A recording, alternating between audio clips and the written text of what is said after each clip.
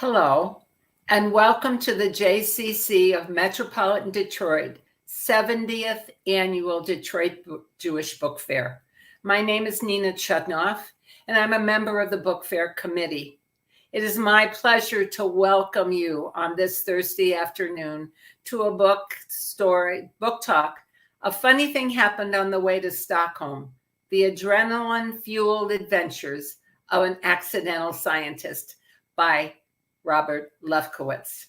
This is the 70th annual Detroit Jewish Book Fair, and we're celebrating with this an entire year of book and story programming. Join us as we honor the world's first Jewish book fair, highlighting diverse authors, curating new Jewish writing, and promoting the global art of Jewish storytelling. Our festival week, which continues through Sunday, November 14th, is just the beginning. Be sure to come back all year for exceptional opportunities to engage with the best of Jewish books and authors. To see our full event schedule, watch events you may have missed, and find our online store where you can find this book, A Funny Thing Happened on the Way to Stockholm, The Adrenaline-Fueled Adventures of an Accidental Scientist, and plenty of other hand-selected books and gifts. Visit our website at culturalarts.jccdet.org/bookfair. If you enjoy this event and other book fair events, please consider becoming a patron or donating to Book Fair.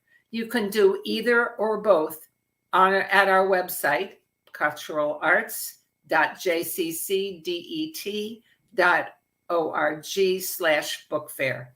We rely on community support to make this annual event possible. So thank you in advance for becoming part of the family. The Book Fair team would like to thank the following for their support. Today's day sponsor is Andy and Larry Wolf.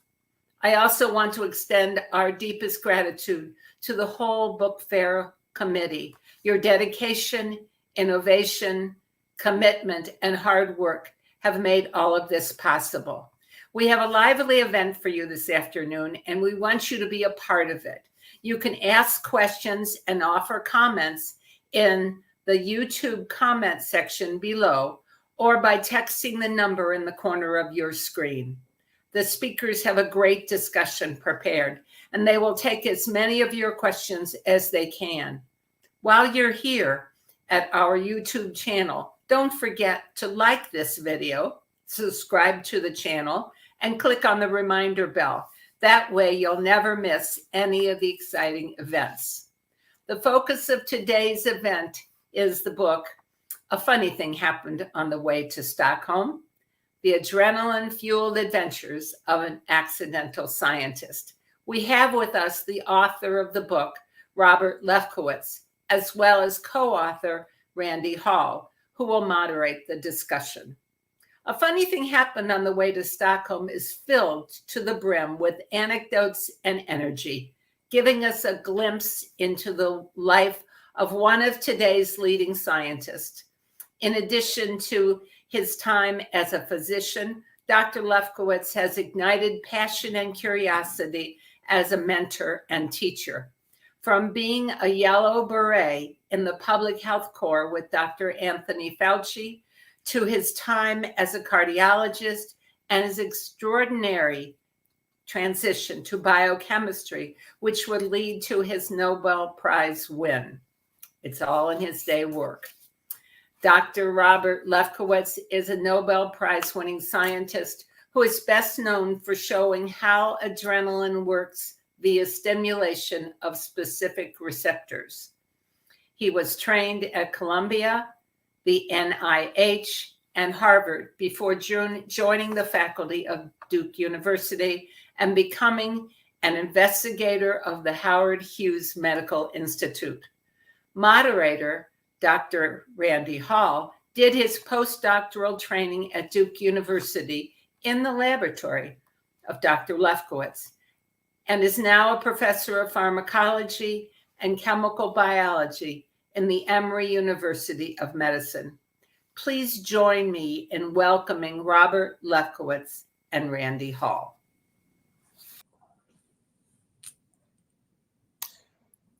Well, thank you very much, Nina, for that nice introduction. And I'd like to thank all of you for coming out this afternoon.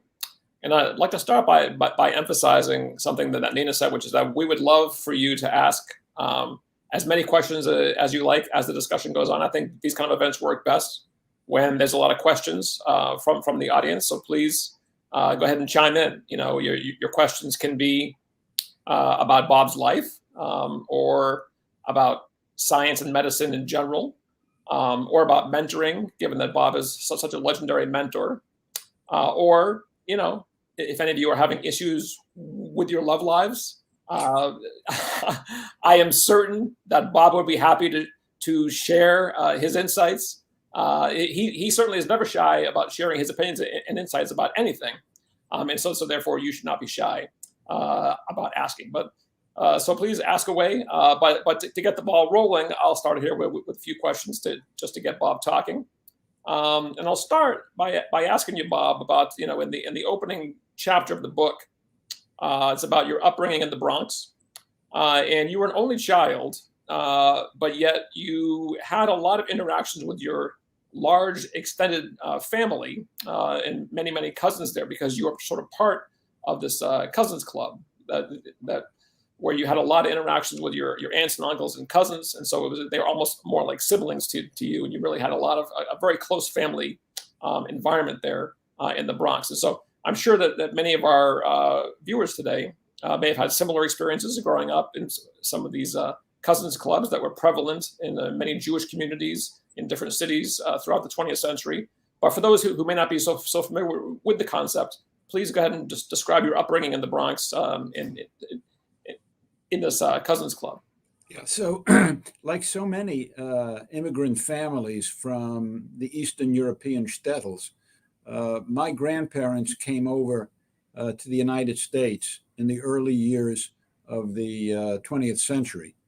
And I was much closer with my paternal grandparents and family, who emigrated to the United States in 1904, a year in which such immigration soared because of a really horrible pogrom that was raging across Poland, where my folks were from, and Russia.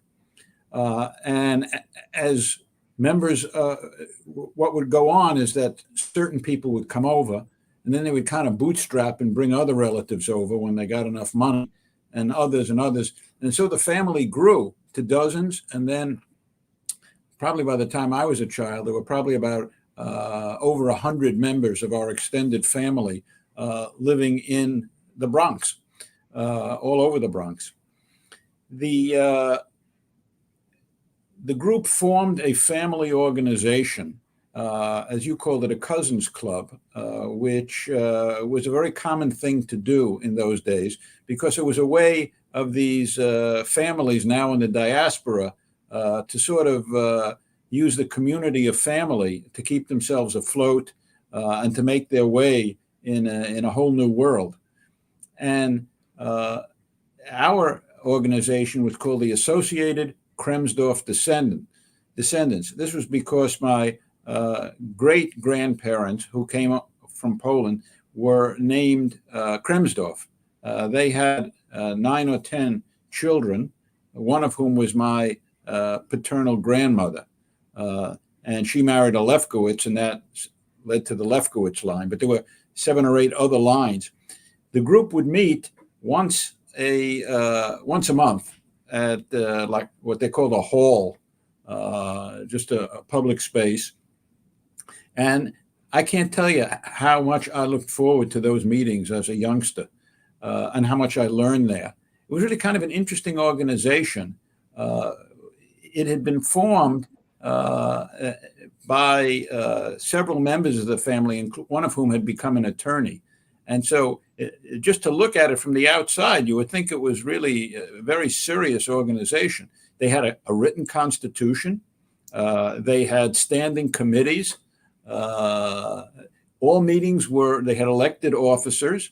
and all meetings were run strictly according to Robert's Rules of Order.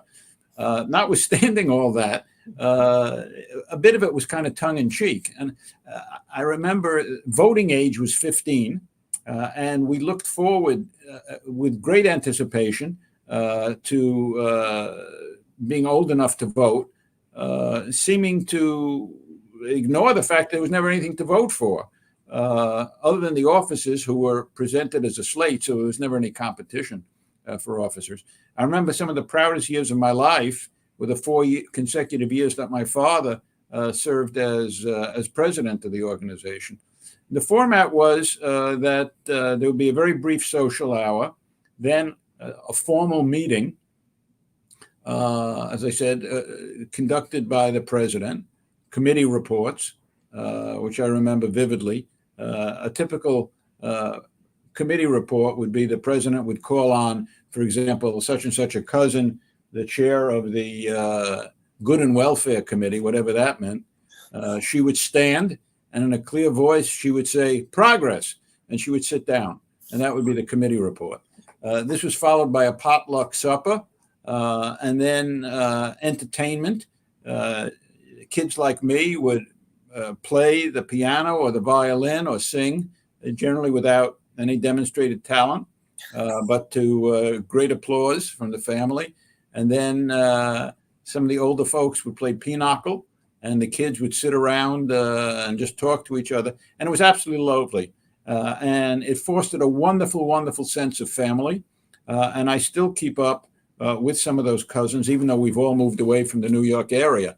And when I won the Nobel Prize and had only limited number of tickets to bring people with me, of the 14 that I brought, 2 of them were first cousins, who I'd become close with during that era. So I look back on my childhood, even though, as you say, I was an only child, with very, very fond memories of extended family.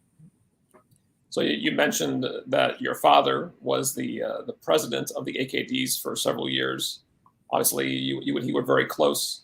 Tell us a little bit more about your dad and the impact that his health issues had on your life and on your future career. Yeah, so my dad, bless his soul, I was much closer to my father for whatever reason than my mother. My mother was kind of a disciplinarian, a perfectionist, very strict. My dad was kind of the opposite.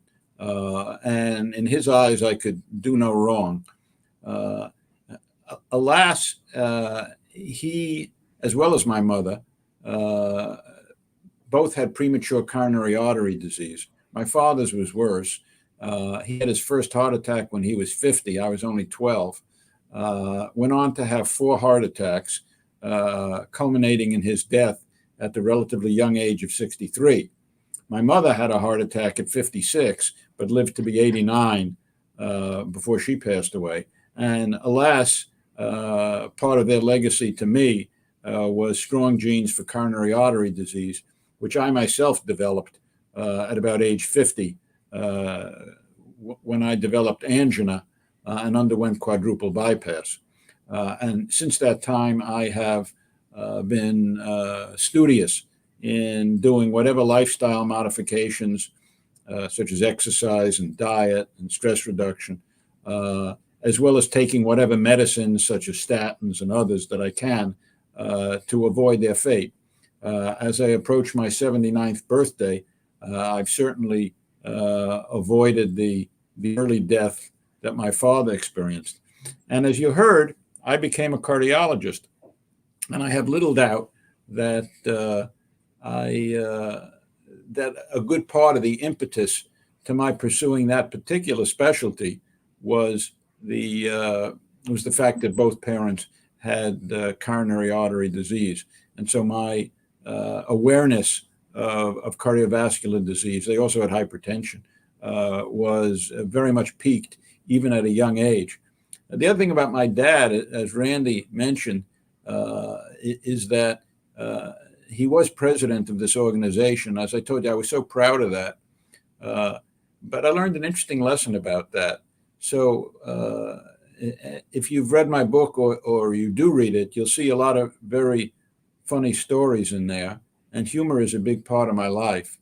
But bless his soul, my dad didn't have a funny bone in his body. He was just not a funny man. But he tried to open each meeting with a joke of the AKDs. He had a joke dictionary at home, and they were all groaners. And one of the things I would cringe when he would tell these jokes because they weren't the least bit funny. And one of the things I learned from that is the importance of knowing whether you're funny or not. Because if you're funny, that's great. If you're not funny, no crime there. You can still appreciate humor. But I learned that if you're not funny, you shouldn't try to be funny, because there's nothing more cringe-inducing than an unfunny person trying to be funny. So that was one of the lessons I learned from my dad as he chaired the AKDs. So Nina mentioned that you ended up going to Columbia for medical school, and while you were there, you showed a huge interest in treating patients, especially in cardiology, but you had basically zero interest in research, which is ironic given your later success in the research realm. So what was it like? How did it happen that you ended up getting into research? Well, that is, it's interesting. Nina mentioned that the full title of our book includes the word accidental scientist. So basically what you're asking is, what was the accident? Because as Randy says, much as I loved science and biology in particular in school, I had no interest in being a scientist myself. My interest was fixed at an early age on becoming a practicing doctor. And that was based on my complete admiration, I would even say adoration, for my family physician, a man named Dr. Joseph Feibush, who was our family doc and who made house calls in the Bronx. And I absolutely loved what he did. And so I decided, probably by the age of 7 or 8, that I was going to be a practicing doctor. And I never took my eye off that goal. And so, for example, in medical school, even though we had multiple opportunities to take electives for a couple of months at a time doing research, I never did a single one. I always would choose clinical electives so that I could hone my clinical skills as quickly as possible. And I think I would have gone on happily to the full-time practice of medicine were it not for a cataclysmic event, the Vietnam War, which was raging when I graduated medical school in 1966. Now, there was at that time a lottery draft for all men over 18. It was a lottery. If you were lucky and your number was a low enough number, you wouldn't have to go in at all. But no such luck for physicians. All physicians were drafted, were conscripted upon graduation from medical school, as I did in 1966. You were generally given another year or two to do some postdoctoral work, an internship, or a little bit of residency, and then everybody went in. And you were drafted either into the Army, the Air Force, the Navy, or the United States Public Health Service. And for the first 3 branches of the service that I mentioned, you stood a very high probability of spending one of your 2 conscripted years in Vietnam. The only legal way around meeting that fate was to be drafted into the Public Health Service because they had a good number of assignments in the United States. And if you were academically inclined, and my goal was to be sort of a doctor's doctor, or sort of a clinical professor of medicine, they had assignments at research institutions, such as the NIH and the Communicable Disease Center. But as you can imagine, because many of their assignments were stateside, everybody wanted to get into the public health service. Nobody wanted to go to Vietnam. It was a vastly unpopular war. Many thought it was at least immoral, if not illegal, and people were doing anything they could to avoid supporting it. Anyway, because I had high academic standing and gone to good schools, I got the commission as a lieutenant commander in the public health service. And so I was sent to the NIH for 2 years, where I experienced something which I had never experienced before: total abject failure for the first year or year and a half I was there, which was a completely new experience for me. I had never failed in a protracted way at anything that I had ever undertaken in my life. That included academics or sports. Not that I was any great athlete, but I could rise to the middle of the pack by dint of practice. So I had never met with real failure before. And here, despite the very best effort I could put out, I could make no headway with my project. But then, so I concluded that the one thing that was for sure was that I was not intended to do research. And I was really kind of depressed about that. And I remember vividly going home for Thanksgiving in 1968 and talking with my dad. And at the time I was already married with a couple of young children, and sort of pouring out my heart to him about how miserable I was and how I was failing. And he somehow had a way of just always sort of relieving whatever burden I had. And he said, look, you always wanted to be a practicing cardiologist. What do you care whether you're succeeding or not? You're not going to Vietnam. You're living a good life there in Bethesda, Maryland at the NIH. Finish your time, finish your service, and then you'll go finish your training. And I remember when I left there to go back with my family to the NIH after the holiday, it was like a burden had been lifted from my shoulders. And so I made plans to finish my residency at the completion of my second year at the NIH. This was a year and a half in advance of that. Alas, that turned out to be the last conversation I ever had with my father. He died several weeks later of his fourth and final myocardial infarction. And it took me a long time to come to grips with that. Well, anyway, as luck would have it, during the final 6 months of my time at the NIH, my project began to show some progress. And I had my first taste of what it was like to survive or to succeed, rather, in doing research. And we published my first few papers. And I was beginning to think, maybe this is not as bad as I thought. But it certainly was not a strong enough reaction to do what my mentors wanted me to do, which was to abandon my plans to finish clinical training and stay on at the NIH for several additional years. And so at the conclusion of my time at the NIH in 1970, I took my family and off we went to Boston to finish my training at the Massachusetts General Hospital, one of the main Harvard hospitals. And there I threw myself into my work, my clinical work again. I'd always loved the clinical work, and I was good at it. But after 6 months of that full-time clinical work, I began to realize that something was missing. And it was then that I really sort of had an epiphany. And I realized, I really miss the lab. And if I do full-time clinical work, I'm just not going to be fulfilled. And so I realized I needed to incorporate research back into my career, at least at some level. And so I found a mentor at the Mass General Hospital, Edgar Haber, and started working in his lab. And for the remaining 2.5 years that I was in Boston, I split my time between finishing my clinical training and doing laboratory work. And then I moved to Duke in 1973. By the time I moved to Duke, I was already quite convinced that research was going to play a significant role in my career. But even then, I didn't anticipate the extent to which it would come to dominate my professional existence. I would say my existence period. But within the first few years, as we began making discoveries and the program exploded, I went from sort of a 60-40 lab clinic division of labor to one where I was spending 80 to 90% of my time in the laboratory.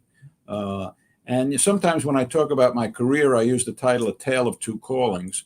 The first calling being to the practice of medicine, the second calling being to really the practice of science. And if anybody would have told me, as I experienced that first calling to the practice of medicine during the early years of my life and career, that another calling would be even a more powerful draw than the one to practice clinical medicine, I wouldn't have believed that that was possible. But in fact, that's what happened. And the accident in The Accidental Scientist was, for me, the Vietnam War and being drafted into the Public Health Service.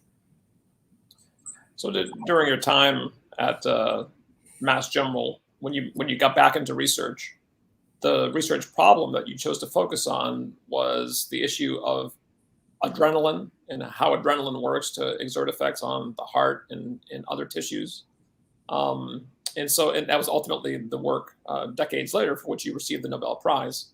And so, like, out of all the research problems in the world, so many different things you can work on, from cancer to Alzheimer's to whatever else.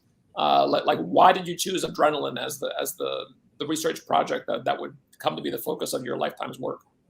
Well, that's a wonderful question. So there were a number of factors. When I was at the NIH, beginning in 1968, there was a lot of talk about whether there was such a thing as a receptor for a drug or a hormone or a neurotransmitter. And there was really no consensus that there was such a thing as an actual physical entity to which a hormone or a neurotransmitter or a drug could physically bind or interact. Sort of the idea was sort of like a key fitting into a lock, where the receptor is the lock and the key, which would be like adrenaline or histamine or serotonin, was fitting into it by some complementarity in structure, just as a key has to have the exact complementary indentations to fit into a lock. So I've been introduced to that idea at the NIH, where I had been trying to develop a certain type of technique to demonstrate the physical existence of these receptors. So I really liked the idea of receptors, because it seemed to me that if one could show that there were receptors for things, that since that they would be the very first step in the chain of events that would lead to the cell responding to a hormone or a neurotransmitter, they would just have to be important. So my interest in receptors stemmed from my time at the NIH. By the time I got to Duke, there was still no real proof that there were any receptors. And so I needed to choose, when you when you decide what to work on in research, there's sort of a hierarchy of decisions you have to make. The first thing you have to decide is, what's the problem? What's the question I wanted to ask? So I had made the decision. The question I want to ask is there such a thing as a receptor for hormones and drugs? And then if I could show that there was, and my strong hunch was that there was, if I could show that there was such a thing, well, how does it work? How's it regulated? And what's it all about? Because it would be a black box at that point. So having made that first level decision, what's my problem? The next decision is, what's my model system? And that can be absolutely crucial. So then the question was, well, what type of receptor am I going to study? Well, at the time I'm making that decision, I'm a young, aspiring academic cardiologist. So I want something that has to do with the heart and the cardiovascular system. And certainly adrenaline filled that bill. So that took me in the direction of looking for receptors for adrenaline, which are called adrenergic receptors. And the interesting thing is that just at that time, there was a further development, which is the very first so-called beta blocker, which are drugs which essentially block adrenaline action, had just come into clinical practice and were being used, for example, to treat hypertension and other things. So all of those things together took me in the direction of adrenaline receptors. And then the final thing that convinced me was a much more practical matter, which is that I knew that, often to really open up a new field of study or investigation, you pretty much have to invent new techniques. Because if techniques were available to prove the existence of receptors, the receptors would have been known already, but they weren't. So that almost by definition meant that you needed to invent new techniques. And I realized that, not being a chemist myself, that I was going to have to do a lot of things a lot of chemistry. I was going to need to develop all kinds of probes that would have to be based on chemical modifications of the structure of either adrenaline or some of these new blockers of adrenaline receptors. And by reviewing the literature, I could see that there were dozens and dozens of such compounds, not that they were being used clinically, but that had been developed over the years and were sitting in various laboratories. And so I said, well, compared to many other systems where there are very few sort of chemical derivatives or analogs already available, in the case of the adrenaline system, there were many such available. So that was a real practical issue. So as you can see, there were all kinds of things that fed into them, some of them personal, some of them career-oriented, some of them serendipitous, like the development of and beginning clinical use of adrenergic blockers, and then some very, very practical in terms of what system was I likely to be able to make the most headway with in terms of available analogs to develop novel technologies. So now fast forward a couple of decades, right after you discovered all the receptors for adrenaline, proving that receptors exist, and discovering a larger superfamily of related receptors, for other hormones and neurotransmitters like dopamine and GABA and serotonin and many others. That has led to so many advances in drug discovery. And then 9 years ago, last month, right, you received a call from Stockholm informing you that you had won the Nobel Prize in chemistry. So, of course, we're in Nobel season now. The Nobel announcements were made last month. This year's Nobel Prize winners will get their prizes next month in the ceremony from Stockholm. And so, but maybe in this Nobel season, tell us your recollections of 2012 when that time when you get that call in the middle of the night that told you that you were heading to Stockholm. So that is a remarkable experience, to say the least. And I remember in the days before I was a Nobel laureate, I had a lot of friends who became Nobel laureates. And whenever you would see them, you would want to hear the story, because it was just, everyone is different. And it is such a life-changing moment. In my own case, people often say to me, were you surprised when you got that call? And my standard answer to that is, well, yes and no. So why no? Why were you not surprised? Well, I was almost 70 years old when I got the call. I was 69. And people had been kind of touting me for the prize for close to 20 years. So every year as Nobel season would come around, people would be talking to me and saying, Bob, this is it. This is your year. You're going to get it for sure. Or they'd say, what do you think, Bob? Are you going to get it this year? Or for God's sakes, when are you going to get it? And that kind of got to be a cross to bear, so to speak. But anyway, the years went by and it didn't happen. I had kind of given up on it. I had a couple of close calls where they gave prizes to people whose work was either, somewhat related to mine, or in one case was directly based on my work. And still I wasn't included. So I'd kind of gotten past the idea that I was going to get the prize. But obviously, having heard so much chatter about it over 2 decades, I couldn't have been totally amazed. Now, but why was I surprised?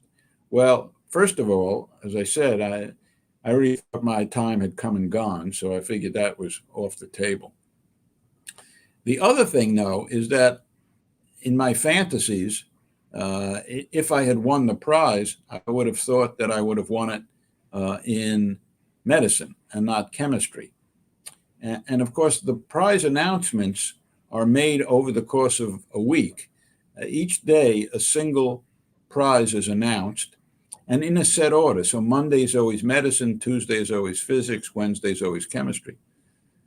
So I had assumed that if I ever got it, I would get it in medicine, but Monday had come and gone and I didn't get a call.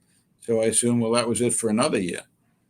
But then at Wednesday, at exactly 5 o'clock in the morning, our phone rang. I was asleep, as was my wife, Lynn. but I sleep with earplugs, so I could not hear the phone.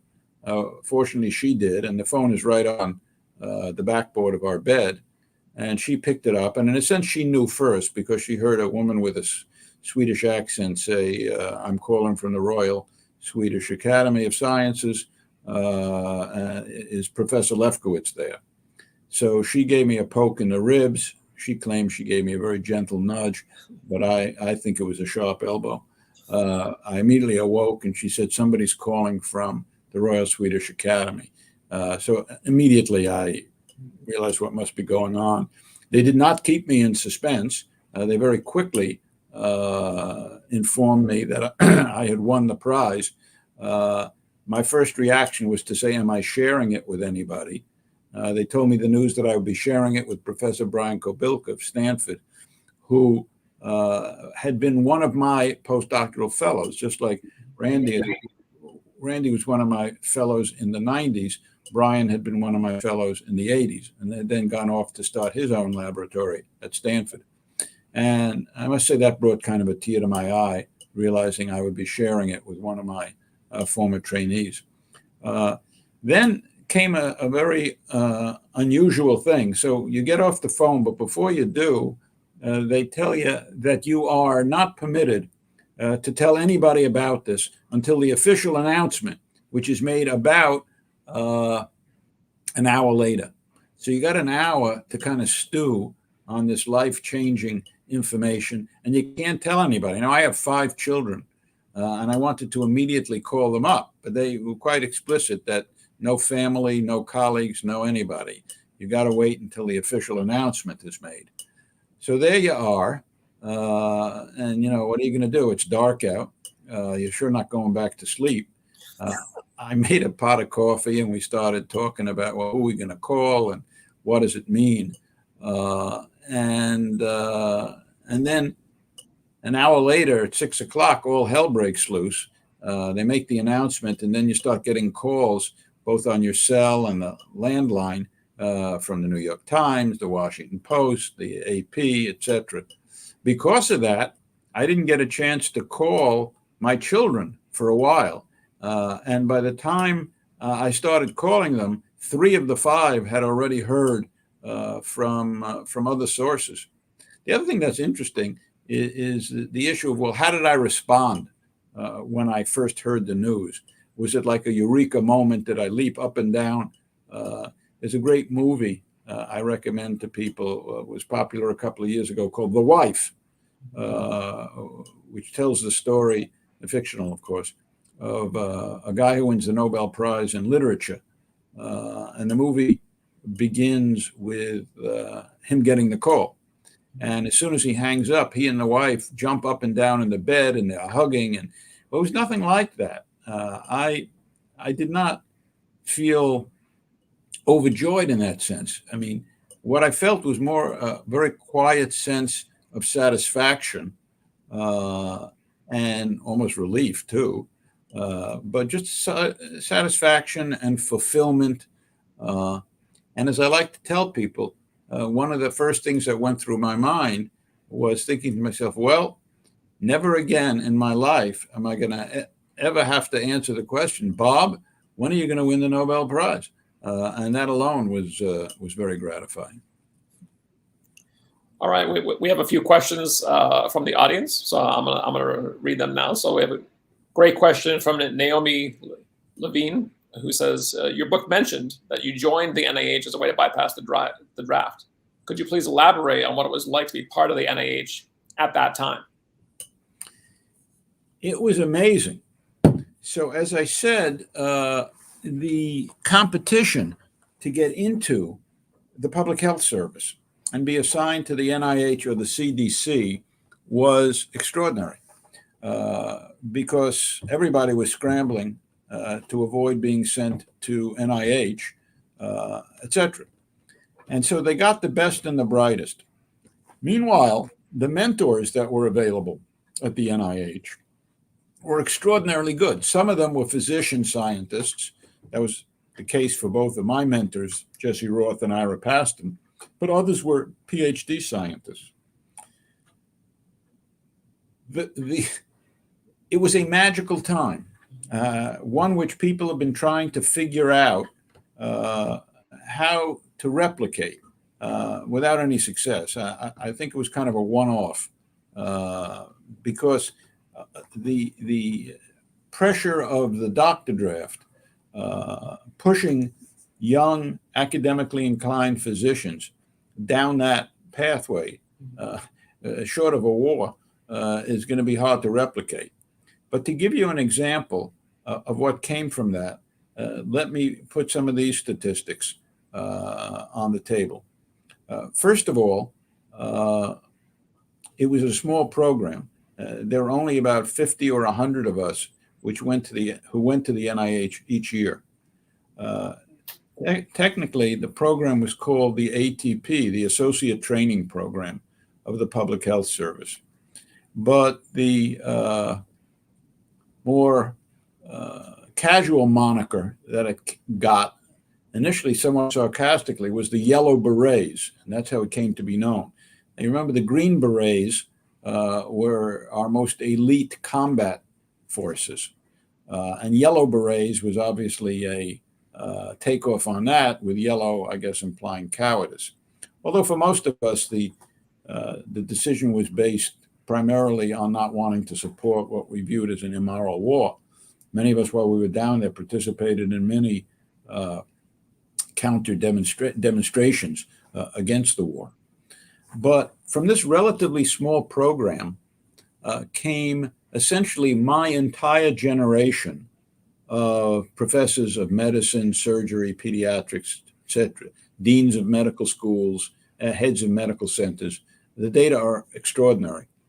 But probably no single statistic is more remarkable than this, that if you take the peak years of the Vietnam War from 1964 to 1972,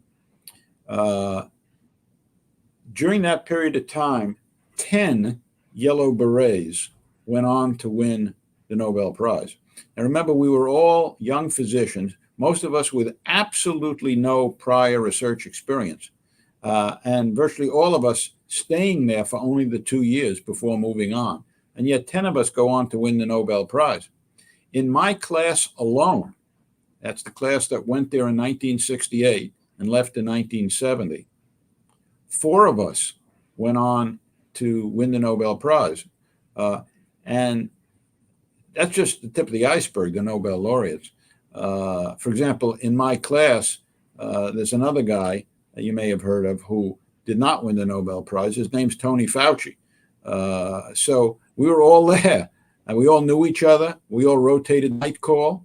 We all left to pursue clinical training. Tony went back to Cornell to be chief medical resident before doing the unusual thing of returning to the NIH, and then he never left.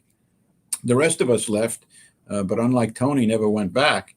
And the 4 Nobel laureates who came out of my class, so my contribution was discovering the G-protein coupled receptors, which today, as Randy mentioned, serve as the most important class of drug targets. I mean, basically about a third of all clinically used drugs target these receptors. 2 of the other laureates from my class were Mike Brown and Joe Goldstein. They worked on LDL, low-density lipoprotein cholesterol, and discovered its receptors. That work led to the development of statins, huge impact on cardiovascular disease. And then Harold Varmus, who was also a medical school classmate of mine at Columbia, who was in that class. And of course, together with Mike Bishop, he discovered proto-oncogenes, which serve as the basis for many, many cancers. So in aggregate, just the work, and then he got Tony Fauci, and my God, it had the biggest impact of all of us. All of that's from one class. Out of, as I say, each class was at most 100. So you see the impact of that was extraordinary. It was the putting together of just extraordinarily, I guess, bright and motivated young physicians with extraordinary mentors who taught them the essentials of doing great research and choosing important problems. We also have another question from Naomi, who asks, what inspired you to write the book? She says you talked about callings and your two callings, but writing can also be a calling. And so what called you to write this book? Well, there's a very direct answer to that. So as you may have gathered, I'm a bit of a raconteur. I love telling stories. I love hearing stories, especially if they have a humorous angle to them. And throughout my career, I'm always telling stories. Anybody who works with me knows that I love to tell stories. And as I started getting older, certainly past 50 and into my 60s, lots of people were encouraging me to write these stories down. And so people were saying, Bob, you got to write a book. You got to write these stories down. They're so precious. You don't get lost. You got to write them down. I knew I would never do it. Brian Kobilka, in particular, was always pestering me to do it. Another guy who was always pestering me was Randy. But then one day, several years ago, Randy is one of the 2 or 3 biggest Duke basketball fans. And hey, by the way, Randy, don't they look great this year? Looked great last week. Oh, the other night, yeah. Yep, they look great. Anyway, so from time to time, every couple of years or so, since I have season tickets and my wife doesn't like to go to the games, every couple of years, Randy would come up and we'd have a boys' night out and we'd go to dinner and then to a basketball game. So several years ago, he was up for a game and we were having dinner. I was regaling him with stories as usual. And he made a bold proposal. He said, you got to write these things up, which, I'm sure he had suggested before. And I gave him the usual disclaimers. He said, look, I'll make a deal with you. If you'd be willing to tell me your stories, I'll record them, and then I'll write them up, and I'll send you the material as I develop it, and together we'll put this book together. I said, well, that's an interesting proposal. Let me think about it. And so I did. But then I came to realize that this was too good an opportunity to pass up. And so I consented. And so over the course of about a year, we would talk anywhere from an hour and a half to 2 hours a week. He'd record everything. We went sort of chronologically, stories that I remembered from childhood going right up to the present. And he would then take that material and he would craft chapters and send them to me. I would edit and go back to him. Some chapters, we'd go back and forth a number of times. And so the book came together. But to me, he did the heavy lifting. I had the fun part of just regaling him with my stories. But then he did the really heavy lifting of doing the initial writing and developing the narrative structure so that the book is, it really is a memoir. I mean, it is not just a random collection of stories. And I think a lot of that has to do with Randy's artfulness in putting all of that material together. Well, it was certainly a fun project. And I'm glad we did it. And it's been very gratifying to see the reaction to the book as just all the people that have talked to you in person or called you or emailed you about just how much they love the book and how they found this story funny and that story funny or inspiring, how many people were inspired by the book. So it's been really great to see the reaction. It really has been. And if you look at some of the comments on Amazon, for example, really remarkable how much. And when I talk to young people about my career, and I mentioned the book, many of them have often read it, and the word, in addition to talking about how much they enjoy it, and another phrase that comes all the time is laughed out loud. I mean, I can't tell you how many times I've heard that. I laughed out loud when I was reading it. But one of the most gratifying things to me that I hear about the book is the word inspirational. That is very gratifying indeed. So this was a real collaboration between the two of us, and we each brought different things to the project.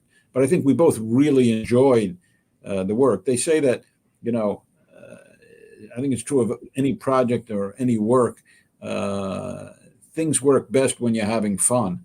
And I used to look forward to those conversations with Randy every week so I could blast away. I had a little notebook, and in anticipation of each call, I would write down the stories that I remembered. And I even appealed to people in the lab, and they were responsive. I said, write down your favorite stories that I've told you over the time you've been in the lab. And some of them were great. I mean, they would write down 20, 25 stories. So there was lots of source material. We had a list. It was called Left on the Cutting Room Floor. That's about a list of about 75 stories that didn't make it into the book because, either somehow they didn't fit with the narrative structure that we had developed, or maybe we didn't think they were quite pithy enough, or whatever. So there's always the possibility of a sequel, but we'll see.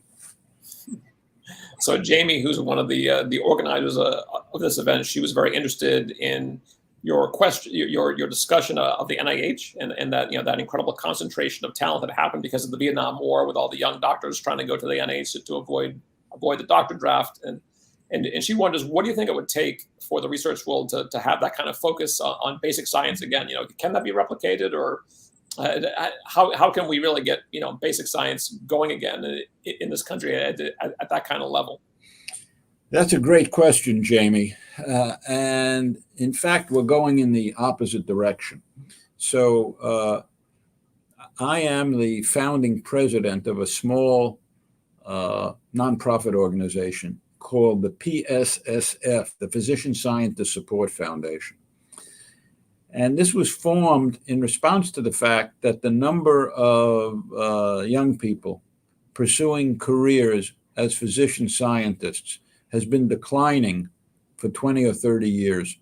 It has now reached a point where of all medical school graduates in this country, only, get this, 1.5% identify as doing any research at all. 1.5%.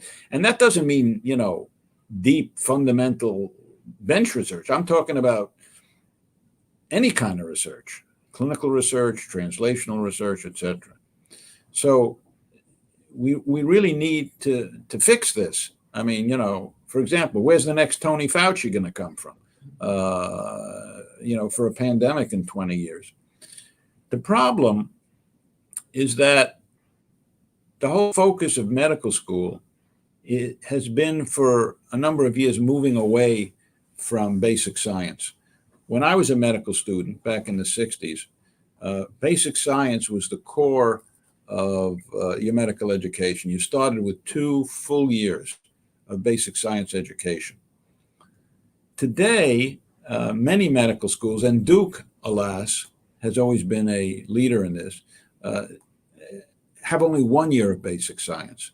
And the focus during that 1 year is on making sure that enough facts are memorized to pass the national board exams that you need to do to ultimately get licensure, as opposed to, as I say, back in the day when basic science courses were taught in much greater depth, and not just in terms of memorizing facts, but sort of teaching, well, how did we get to those facts? Okay. They inculcated a deep respect for basic science, which really doesn't exist anymore. So we have problems at multiple levels. One is the de-emphasizing of the basic research. Another seems to be just how long medical training is, also how expensive it is, so that kids just don't want to spend the time, and they just can't afford to do it. It's too expensive. I read somewhere, and I don't remember the figures, but upon the time they finish their training, most medical graduates are hundreds of thousands of dollars in debt, and they have to pay that off.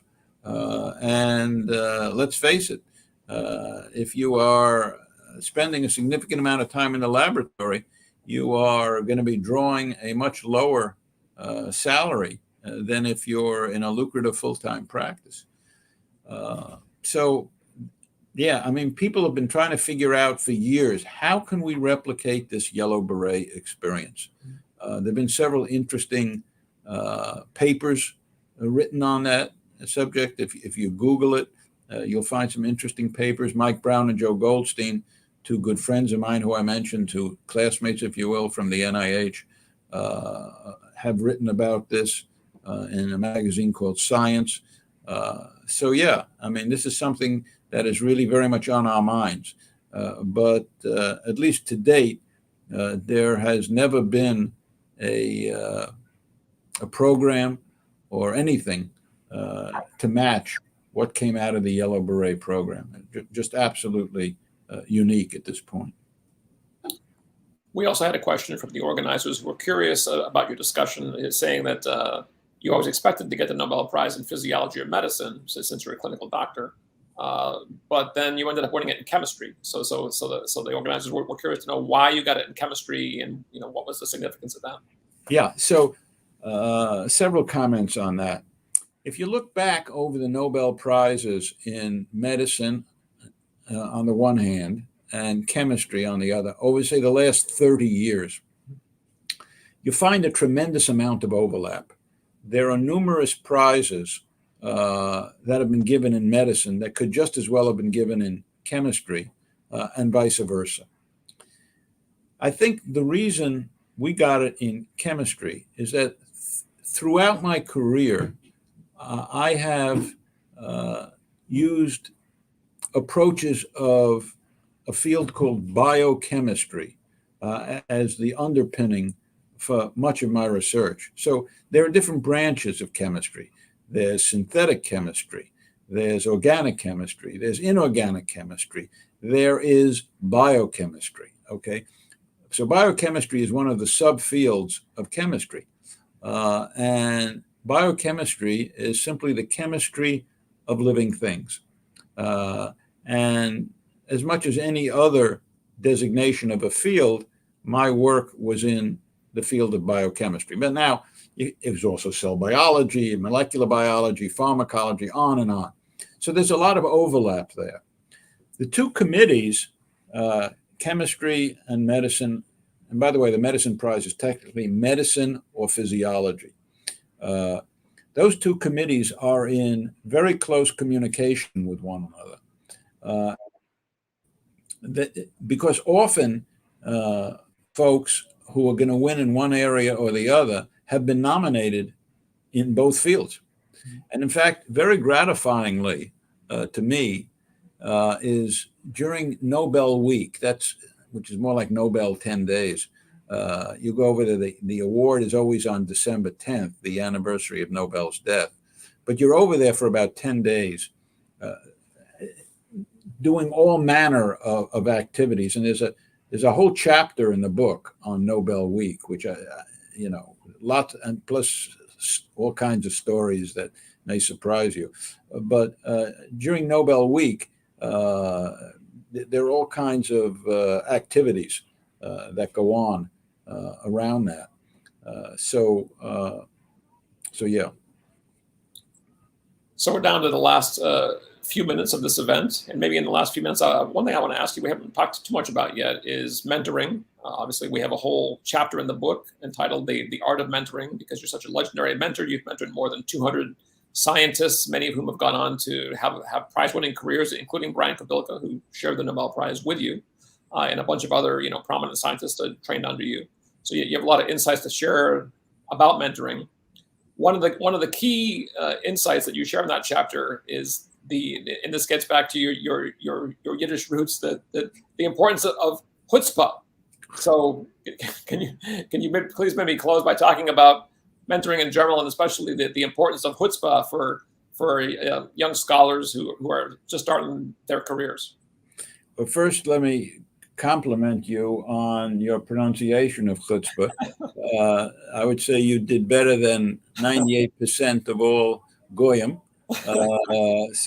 But I guess that's because you trained with me, so you got plenty of practice. As you say, we have a whole chapter on mentoring, and we could have easily spent this entire hour talking about mentoring because it is a subject near and dear to my heart.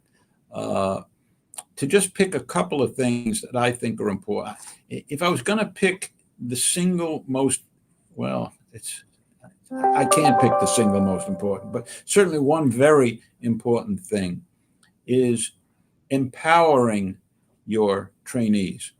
And here's what I mean by that.